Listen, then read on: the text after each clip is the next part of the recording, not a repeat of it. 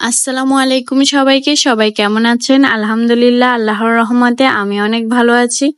চলে আসলাম আপনাদের জন্য নতুন আরেকটা ব্লগ নিয়ে। আর আজকের ব্লগটা হচ্ছে আমি সেহেরি এবং ইফতারে কি কি আয়োজন করেছি সেগুলো। তো প্রথমে আমি সেহেরির জন্য সবকিছু রান্না করে নিব আগে, এরপরে ইফতারের আইটেমগুলো তৈরি করব। তো সেহেরির জন্য আমি প্রথমে রান্না করব শুটকি দিয়ে ডিম বোনা। কারণ আমাদের বাসায় রমজান মাসে মাংস বা মাছ খুবই কম খাওয়া হয়। এভাবে ডিম দিয়ে শুটকি বোনা করলে আমাদের বাসায় সবাই পছন্দ করে, আর বিশেষ করে এই রান্নাটা আমার খুবই পছন্দের। এটা আমি আমার মায়ের কাছ থেকে শিখেছি। এটা হচ্ছে নোনতা ইলিশ দিয়ে এভাবে ডিমগুলো ভুনা করে নিই। এরপর হচ্ছে আমি সিমের বিচি রান্না করব বেগুন দিয়ে। আমার শাশুড়ির খুবই পছন্দের একটা জিনিস হচ্ছে সিমের বিচি। তো সেজন্য আমার পছন্দ এবং আমার শাশুড়ির পছন্দ দুটোই কিন্তু আজকে সেহরির জন্য রান্না করে নিব। মাছ মাংস তো সব সময় খাওয়া হয়, তো রমজান মাসে কিন্তু মাছ মাংস খেতে ভালো লাগে না বা মুখের রুচিও লাগে না। এই ধরনের খাবার হলে রমজান মাসে সেহরিতে ভাত খাওয়া যায়। তো সেজন্য আমি এই রান্নাগুলোই আজকে আমাদের সেহরির জন্য করব। এরপরে বিকেলের ইফতারিগুলো তৈরি করব।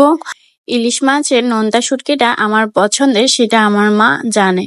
সে কারণে এবার শেহজাদের আব্বু যখন বাড়িতে গিয়েছিল, আম্মু শেহজাদের আব্বুর কাছে এই শুটকিটা দিয়েছিল আমার জন্য। তো আজকে আমি সেটাই রান্না করেছি, আর সাথে রান্না করেছি রুই মাছ বেগুন দিয়ে সিমের বিচি। এটা আমার শাশুড়ির পছন্দের খাবার। তো এখন আমি ইফতারের আয়োজনগুলো করে ফেলবো। এখানে হচ্ছে ছোলা আর ডাল, দু রকমের ডাল ভিজিয়েছিলাম আমি সেগুলো।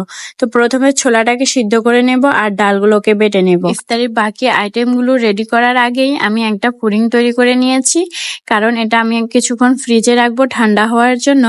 আর ইফতারির সময় ঠান্ডা ঠান্ডা পুডিংটা খেতেও ভালো লাগবে, যার কারণে আগে পুডিংটা তৈরি করে সেটাকে ফ্রিজে রেখে দিয়েছিলাম। এরপরে এখন আমি হচ্ছে গিয়ে পেঁয়াজুটা বানিয়ে নিব। আর সবগুলো ভাজা পোড়া এখন আমি একের পর এক রেডি করে রেখে দিব। প্রথমে আমি পেঁয়াজুটা ভেজে নেব, এরপর ডিম আলুর চপটা ভাজবো, চিকেন ফ্রাই, তারপরে বেগুনি সবই ভেজে নেব।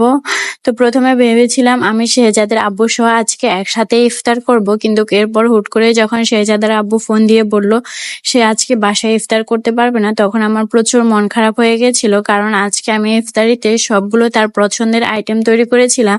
যখন সে আসবে না শুনেছি, সেটা শোনার পর আমার খুবই মন খারাপ হয়ে গেছে।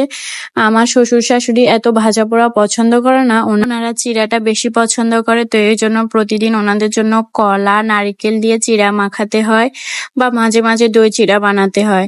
তো প্রত্যেক রমজানে শেহজাদের আব্বু বেশিরভাগ সময় তার অফিসে ইফতার করে, কারণ তার কাজের এত প্রেসার থাকে। তো এইবারও ওর আব্বু এখনো পর্যন্ত বাসায় আমাদের সাথে একদিনও ইফতার করতে পারে নাই, এত কাজের প্রেসার। যাই হোক, আজকে আমার কিন্তু ইফতারির আয়োজন আর সেহরির আয়োজন এটাই ছিল। তো আপনাদের ভালো লাগলে অবশ্যই একটা লাইক আর একটা শেয়ার করে দিবেন। দেখা হবে নতুন কোনো ব্লগে। সবাই ভালো থাকবেন। আল্লাহ হাফেজ।